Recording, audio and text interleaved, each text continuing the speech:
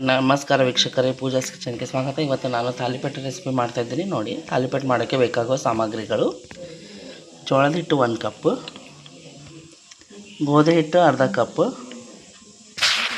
ಕಡಲೆ ಹಿಟ್ಟು ಪಾವು ಕಪ್ ಅಂದರೆ ಅರ್ಧಕ್ಕಿಂತ ಇನ್ನೂ ಕಡಿಮೆ, ಹಾಗೂ ಅಕ್ಕಿ ಹಿಟ್ಟು ಪಾವು ಕಪ್ಪು. ಕಡಲೆ ಹಿಟ್ಟು ಅಕ್ಕಿ ಹಿಟ್ಟು ಸೇಮ್ ಇರಬೇಕು. ಜೋಳ ಹಿಟ್ಟು 1 ಕಪ್ ಇದ್ದರೆ ಗೋಧಿ ಹಿಟ್ಟು ಅರ್ಧ ಕಪ್ ಇರಬೇಕು. ಅಜಿವಾಯಿನ ಮತ್ತು ಇದಕ್ಕೆ ಓಂ ಕಾಳು ಅಂತಾರೆ, ಎಳ್ಳು, ಉಪ್ಪು, ಖಾರದ ಪುಡಿ, ಅರಿಶಿಣ, ಉಳ್ಳಾಗಡ್ಡಿ, ಕೊತ್ತಂಬರಿ ಹಾಗೂ ಎಣ್ಣೆ. ನೋಡಿ, ಇವಾಗ ತಾಲಿಪಟ್ಟು ಮಾಡುವ ವಿಧಾನವನ್ನು ತೋರಿಸ್ತಾ ಇದ್ದೀನಿ. 1 ಕಪ್ಪು ಜೋಳದ ಹಿಟ್ಟು ಹಾಕೋಬೇಕು ಮೊದಲು, ಆಮೇಲೆ ಅರ್ಧ ಕಪ್ ಗೋಧಿ ಹಿಟ್ಟು,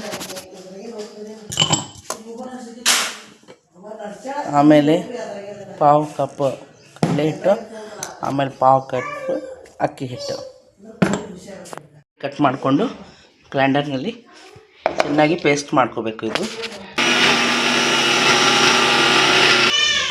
ಸ್ವಲ್ಪ ದಪ್ಪಾಗಿ ಪೇಸ್ಟ್ ಇರಬೇಕಿದು. ಭಾಳ ಇದೂ ಸಾಫ್ಟ್ ಆಗಬಾರ್ದು, ಸ್ವಲ್ಪ ದಪ್ಪ ಗರಿ ಆಗಿರಬೇಕು. ಉಳ್ಳಾಗಡ್ಡಿ,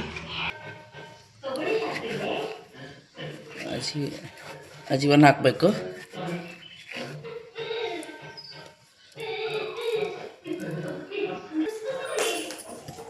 ಎಳ್ಳು ಹಾಕಬೇಕು.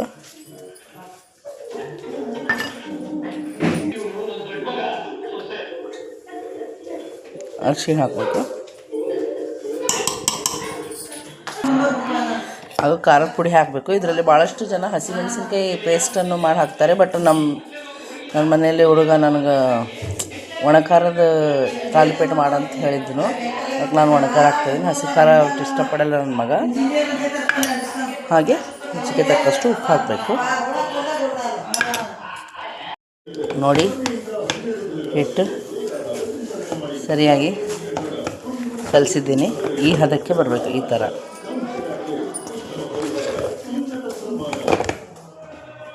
ತಾಲಿಪಟ್ಟು ಮಾಡೋಕ್ಕೆ ಏನಿರಬೇಕಂದ್ರೆ ಈ ಥರ ಕೆಳಗಡೆ ಮಣೆ ಇರಬೇಕು. ನಾನಿದು ಕಟರ್ ಬೋರ್ಡ್ ಇದೆ, ಅದ್ರ ಮೇಲೆ ಒಂದು ಕಾಟನ್ ಬಟ್ಟೆ ಹಸಿ ಮಣ್ಣು ಹಾಕಬೇಕು. ಆಮೇಲೆ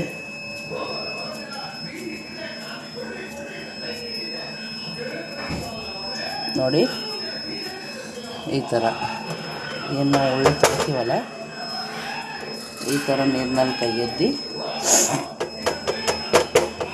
ಈ ಥರ ಇದಕ್ಕೆ ಅಗಲ ಮಾಡಬೇಕು.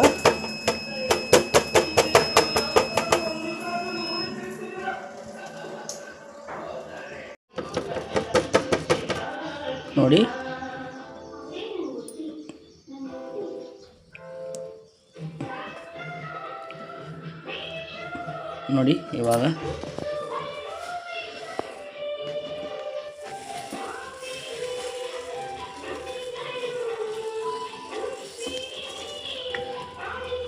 ಹಂಚಿನ ಮೇಲೆ ಹಾಕಿ ನೋಡಿ. ಇವಾಗ ಒಂದು ಸ್ವಲ್ಪ ಎಣ್ಣೆ ಬಿಡಬೇಕಿದೆ.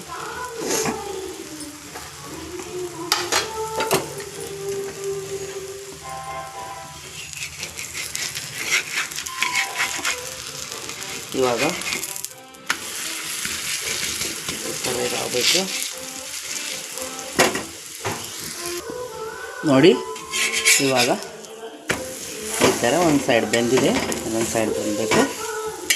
Very simple and easy recipe thalipattu. ಇವಾಗ ಒಬ್ಬರು ಡೈಲಿ ರೊಟ್ಟಿ ಚಪಾತಿ ತಿಂದು ಬೇಜಾರಾಗುತ್ತಲ್ಲ, ಅಂಥ ಟೈಮಿಗೆ ತಾಲಿಪಟ್ಟು ಮಾಡ್ಕೊಂಡು ತಿನ್ಬೋದು.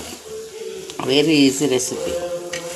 ನಾನು ಯಾವ ರೆಸಿಪಿ ಹಾಕ್ತಾಯಿದ್ದೀನಲ್ಲ ಯೂಟ್ಯೂಬ್ನಲ್ಲಿ, ಎಲ್ಲ ಕೂಡ ಈಸಿ ಆ್ಯಂಡ್ ಸಿಂಪಲ್ ರೆಸಿಪಿ. ಏನು ಜಾಸ್ತಿ ಇದು ಇಲ್ಲ ಅದರಲ್ಲಿ ಆ್ಯಡ್. ನೋಡಿ, ನಮ್ಮ ತಾಲಿಪಟ್ಟು ರೆಡಿ ಇತ್ತು. ನೋಡಿ, ತಾಲಿಪಟ್ಟು ರೆಸಿಪಿ